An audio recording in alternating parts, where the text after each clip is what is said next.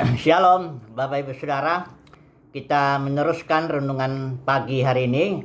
Teruskan yang besok itu, yang kemarin.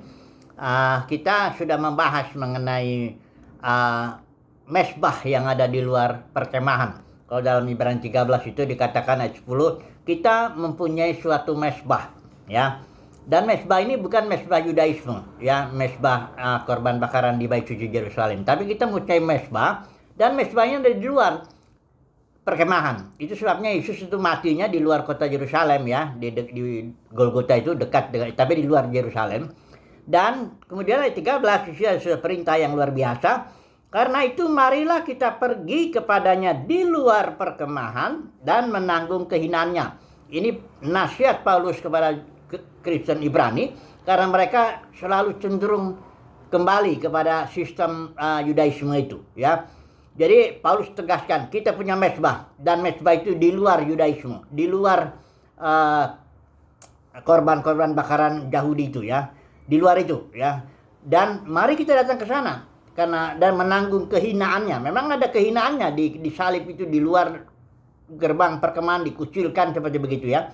Nah, saya mau menyambung renungan pagi hari ini, yaitu dengan ada makanan di luar perkemahan itu, ya. Ini mengenai cerita, saya menjelaskannya dengan suatu cerita yang terjadi ketika Yerusalem dikepung oleh Raja Aram, Samaria bukan Yerusalem.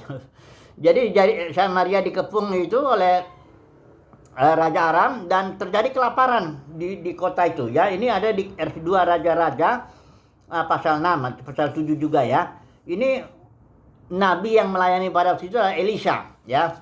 Nah, Elisha bernubuat katanya bahwa nanti akan terjadi. Ini kan kelaparannya sampai dikatakan di sini kepala keledai berharga 80 sikal perak, seperempat kap tahi merpati berharga 5 sikal. Ini sangat mahal lah karena begitu laparnya Samaria itu.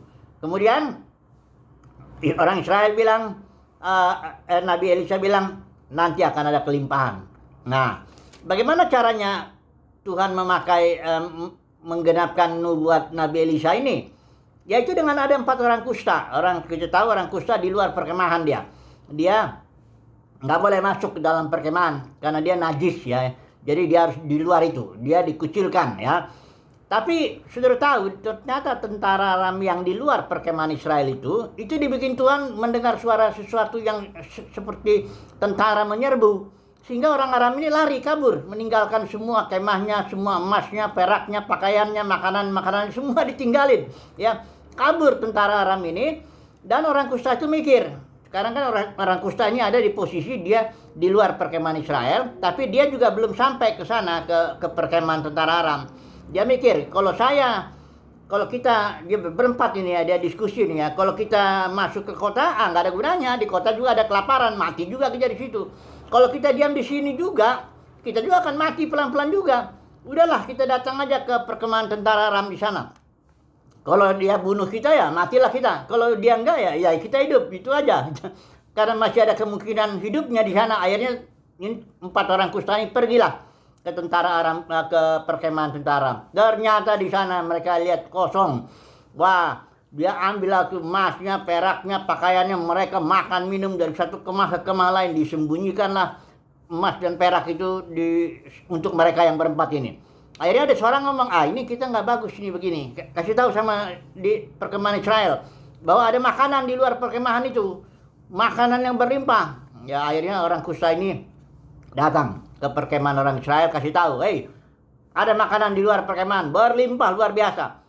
Akhirnya mereka makanlah. Ceritanya begitu, ya. Nah, saudaraku, ini cerita sepertinya hanya cerita aja, ya. Tapi ada makna rohaninya, saudaraku. Karena di Amos itu dikatakan, ya, Amos pasal 8 ayat 11 dikatakan, sesungguhnya waktunya akan datang. Ini nubuat ini, ya. Ini buat firman Tuhan itu. Aku akan mengirim kelaparan ke negeri ini, bukan kelaparan akan makanan dan bukan kehausan akan air, melainkan akan mendengarkan firman Tuhan. Jadi akan terjadi kelaparan di dalam perkemahan.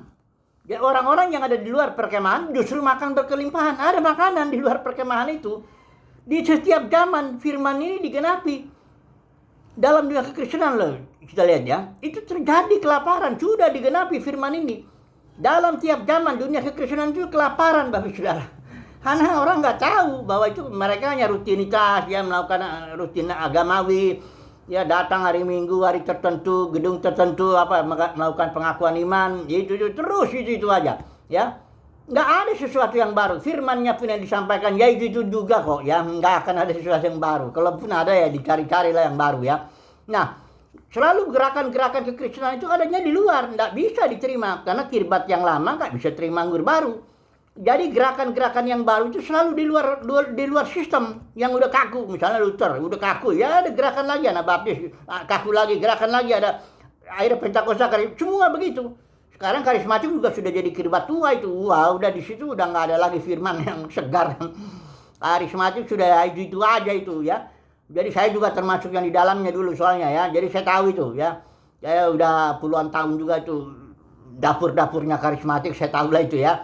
Nah, tapi di luar itu sekarang ada makanan di luar perkemahan dunia kekristenan, katakan begitu, ya.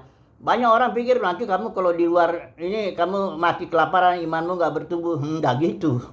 Justru kita di dalam oleh kasih karunia Tuhan, kita ada di luar kayak orang kusta. Memang kita mesti jadi ke orang kusta, mesti dikucilkan, mesti dijauhi gitu, ya, karena firman, ya. Kayak Rasul Yohanes.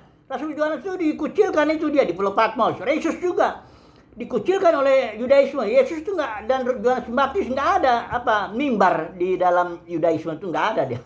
Dia ada di luar itu, ya. Jadi saudaraku, kalau kita memang benar mendapat kasih karunia Tuhan, kita keluar dari sistem rutinitas, kalau saya katakan begitu, ya, sistem agamawi, ya, kerjanya ya rutin datang hari tertentu, gedung tertentu, melakukan persembahan tertentu, ya, melakukan program-program tertentu, jadwal-jadwal tertentu, hanya gitu-gitu aja begitu, ya.